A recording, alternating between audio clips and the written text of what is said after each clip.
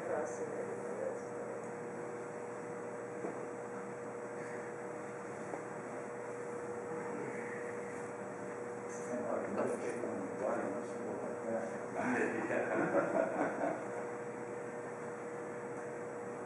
So should I start? Yeah, that was great.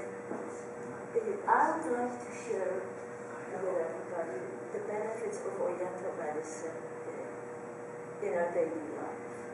But I would like to start in making sure that we understand the difference between Eastern and Western medicine. So if I ask you this question, what is the difference between Eastern medicine and Western, how would you answer that question? Go ahead. I'd say Western medicine is way more scientific. Eastern medicine is way more spiritual. It's more spiritual, that's the one. Anybody else? Eastern is also more natural.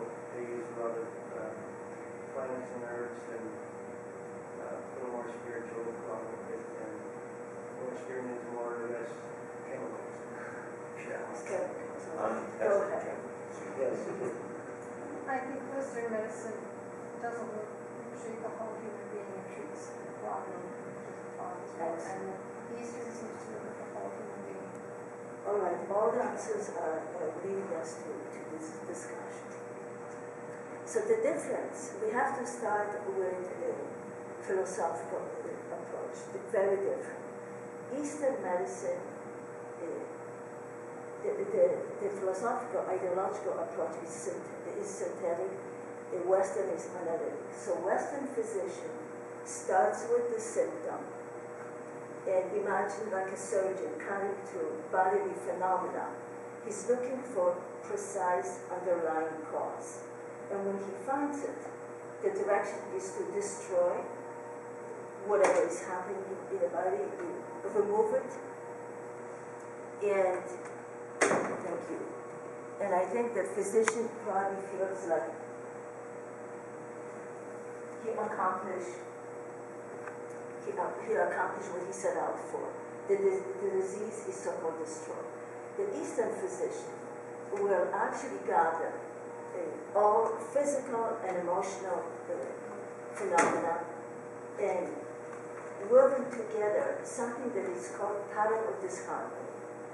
What that means that symptoms and other relevant elements of the body are working together to almost like poetic description. And this is called pattern of disharmony. It's a synthetic approach. So the Eastern physician is looking for a relationship between X and Y. So whatever is happening in a body, in the elements, he's interested in what is the relationship in a body. When a Western physician will be interested in this direction, what X is causing Y. And if they find the answer, then the treatment is prescribed. So when I was in Boston attending Institute of Oriental Medicine, I was participating in a study group. The Eastern physicians were attending regular hospital, and the group that I was attached to, there were 5 patients, and first they saw a Western physician, and all these patients were diagnosed with peptic ulcer. So they had one disease, and the treatment was prescribed, treated with, what I would say, some results. People felt better when they took the medication. Now, were these patients really cured here? Probably not, because it takes far more to bring the body to balance than just using a medication and get rid of the symptoms. So when these 5 patients showed up and were diagnosed by the Eastern physician, so the first patient I remember was a gentleman. He had a kind of reddish complexion. His tongue was examined, and he had a thick yellowish coat. He was kind of assertive, I would say almost aggressive. His urine was dark. And so this is one pattern of this happening. The next patient who also had this peptic ulcer, it was a woman. She suffered from insomnia. Her skin was very pale. She was sweating a lot. Her tongue had a whitish color. Very, very different pattern of disharmony occurring in this person. The next one was, again, a woman, and her symptoms were much stronger around her menstrual cycle. She was very moody, so almost the body was following the pattern of not feeling well when she was emotionally not feeling well. Again, you see a different pattern of disharmony. So each of these patients, I would say disease and pattern of disharmony, how are they similar? How would you answer that question? They don't feel well, but also they allow the doctor to prescribe the treatment. But what is the difference between pattern of disharmony and disease? What is the difference between the pattern of disharmony and disease?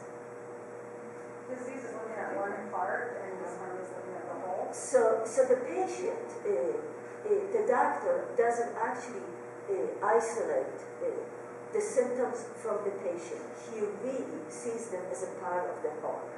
So that kind of approach, the idea that element cannot be understood unless it's taken to relationship with the whole body, the theory behind that is called yin and yang. You're all familiar with that. So what is yin and yang? What is your understanding of yin? Balance. Excuse me? Balance.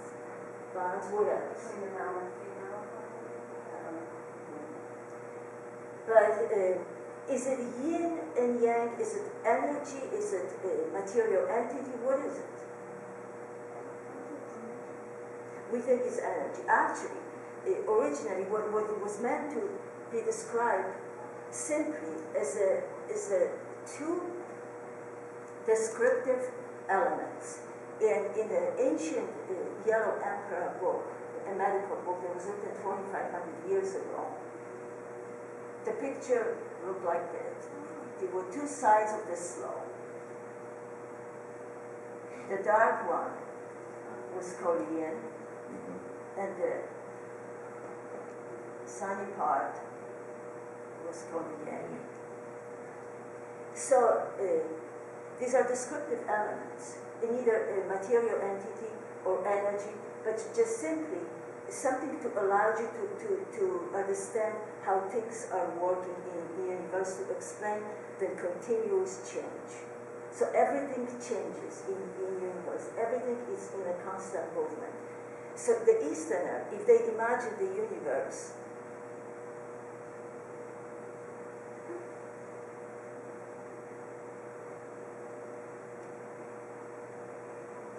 what am I drawing? It's a web. So their idea of universe, let's say, it looks like a web. What is our tendency as Westerners to look for? We look for the spider, for the creator. It's logical. Our thinking, this is how we think, Westerners. But Taoists, for example, lacks the idea of creator altogether.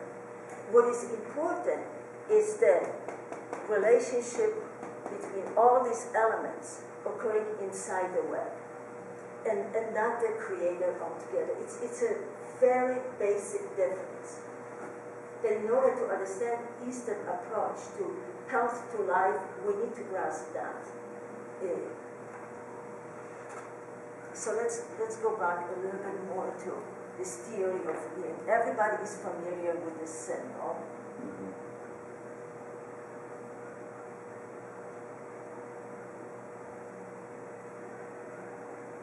All right, and imagine that this would look like that. Well, there's a reason, and this is black. So why did they create that symbol the way it is? Continual flow. Continual flow. And this is very, very important to see the world that way. To see our as a part of this universe, that we are part of it, we're flowing, we're changing, we're adapting, and we need to be absolutely in harmony with that. So there's the flow. Now, why this line is not straight but merges like that? It moves, It's not a hard line. Excuse me. change. There's a change, but the change occurs very harmoniously. So the change doesn't happen drastically. Give me an example of yin merging into yang. Dawn or sunlight merging into darkness. Excellent. This is an excellent answer. So the change doesn't occur rapidly. It happens very slowly, very gently. So the day, the night ends, then we have dusk, and then we have day. So it's a very balanced, very natural occurrence of change. So that's a good example. Why the black is in a part of the white and vice versa. Nothing's pure, there's light and dark and light. And actually what that means more, that's true, is in order for something to be balanced, the opposite element needs to be part of it. So if, let's say there is a male standing in front of you, and he's very athletic, and he's very muscular, and he's very yang, right? But if that person doesn't have that yin element in him, that poetic side, that artistic side, this is not a balanced human being. Now, if the woman is very yin, that means very passive, very submissive, she's not balanced either. She needs the opposite in. She needs a little bit masculine in it. She needs the opposite. She needs to be assertive in order to be balanced. So without that opposite element, nothing is really balanced in the universe. So let's take this to and divide everything in the universe to yin and yang. So Roger said day and night. Which one is yin and which one is yang? No, it's I would say the opposite. it's the opposite. Because yang is connected with, remember on the picture, the sunny side of the slope. So it's energy, it's movement, it's activity, it's, masculinity. It's something that is, we call this yang. And the element is heaven. Excuse me. The yin would be the opposite, of course. It's the earth. It's something more passive. It's something. It's darkness. It's no movement. It's something cold. So the female energy is there to support. It's passive. It's not moving. The yang energy is the movement, is the upwardness. But again, the balance, even in a relationship, if you have a couple, the one is really passive and the other one is too aggressive, there's obviously no balance there, right? And if you continue to stay in a situation like that, the outcome might be not really good. After many years of that person who is always in a passive role, so keeps moving like this, and the force, the aggressive one is there. When there's no there's no room for change, for growth, because they're not like that. So the balance is created by movement back and forth. If there's disease, it manifests as something very yang, which would be fever, which would be somebody has a reddish complexion, usually people with heart condition. They appear to be really healthy, they strong, and they look yang, but they can just die like that, because there's no balance there, because there's just too much of the yang energy. Does this make sense? The yin condition is usually, excuse me, I have little allergies and I use it. The yin energy produces a body that's sort of like mine. The person is thin. They have a probably low blood pressure. They might not feel that great all around, but they tend to live forever. They just, that's the nature of the being. Their hands and feet are cold. But in our culture here, in Western culture, we think, oh, this is a healthy person. Not necessarily. They just kind of crash, never feel superbly good, but they keep going forever. Now, the yang person is very active, physically active, they have a good digestion, and they feel, they're not paying attention to their body. And these are the people who can drop dead at heart attack at the age of 58. So how do we create this balance? What is our role in this situation? The Chinese medicine offers 3 techniques. They call it visual diagnosis. We probably won't have any time to talk about visual diagnosis, but I studied this in the Institute of Oriental Medicine. There is nothing on your face that doesn't show the condition of your internal organs. So the color under your eyes, the shape of your eyes,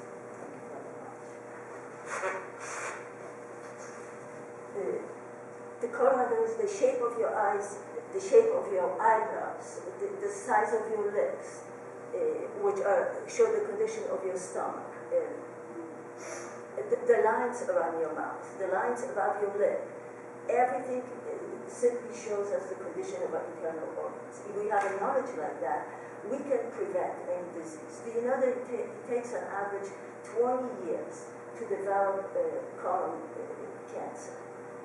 20 years. Usually the tumor grows in the body in 36 months.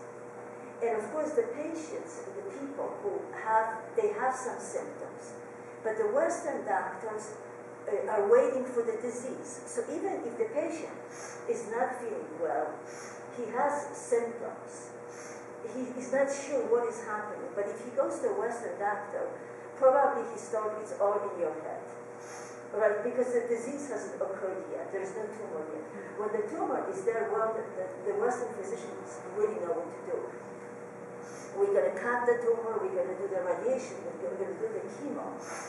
But sometimes, well, it's a drastic treatment, may be successful, but often it's not because it's too late. But imagine this, if the Western physician had some of the knowledge, or at least embrace it, and use that to create a balance in a patient's body, so maybe they would really prevent of the tumor to grow that big and have that cancer. Like I say, if it takes almost 20 years to develop colon cancer, imagine what happened to that body in the 20 years. The patient probably complains that he's not feeling well, she's not feeling well. They probably have well, they have various kinds of symptoms. People come to me and they complain. You know, they have headaches. They have poor digestion. They don't sleep well. This is all part of the symptoms of being out of balance. I'm not saying they have pathology yet, but they have symptoms of imbalance. So the second technique that is used widely in Oriental medicine is called Satsushin, which is by touch. And I do acupressure. So the Chinese divide the body into Qing modes. Qing mode means meridian. You're probably familiar with that term, meridian. It's the flow of energy in your body. So if you have these tuber points on the meridians, and if the energy is blocked on these tuber points, over the time, the disease will arise. But if you stimulate these tuber points and make the energy flow more easily through your body, then you will discharge better. You will keep your body in balance and prevent some serious disease to occur. Food is also used very widely in Eastern medicine for prevention. like, and we're going to talk in a minute about this. I want to bring this up to your attention because this is interesting. The word doctor derives from the Latin word docere, which means to teach. So once the role of a doctor in our civilization was to really teach the patient how to take care of himself. We removed ourselves so far away from that approach. These days we go to a doctor and the visit is usually quite short. They don't tell us anything. They don't tell us anything. What drug to take. And also the doctors are taught in medical school, I have 2 doctors in a family, not to trust the patient's subjective knowledge of their body. They taught that. Don't trust the patient. Who knows your body better than you do? You live in this body. You really, doctors should be really open to hearing what you have to say about your body. That's not part of the Western approach. Some doctors are coming around. Yes, definitely. And I'm not here to put Eastern medicine on pedestal and put down the Western medicine. Absolutely not. Do you think that our obsession with the science of it is what caused us to separate down that path? I mean, why would we split that? I think it's more recent actually when the insurances actually dictate doctors how the medicine should be practiced, how long the patient, how much time. There are doctors who punch the clock. It's 15 minutes and that's it, no longer. But let's not get into this too much. So once in this Yellow Emperor, a medical book that was written 2,500 years ago, the Yellow Emperor advised physician, actually this was an order from the court, that if the patient got sick, the doctor had to pay the patient. So the job of a doctor, this was sometime 1,000 years ago, was to keep the patient really healthy. And in a situation like that, the patients have to be very much involved in this process to keep themselves healthy. So like somebody mentioned, herbs, eating the right food was very much a part of keeping the patient well. So I give you an example. If we divide food into yin and yang, what would be yang food and what would be yin food? Spicy, maybe, yang. No. So again, the food that is yang is the food that produces lots of energy. Meat and salt. This is extreme yang. That food will give you lots of energy.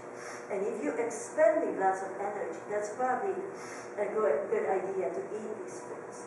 Also, if you divide seasons into yin and yang, which one are yin and which one are yang? Winter is yin, very good, Nano. Winter and fall is, do you follow all this? Okay, so winter and fall is yin. So what that means, that your body is contracted, the force, the coldness causes the body to contract. So what kind of food would you eat in fall and winter? Warm. Food that produces lots of energy, right? This is the time of the year to eat meat. This is the time of the year to eat cooked food because they will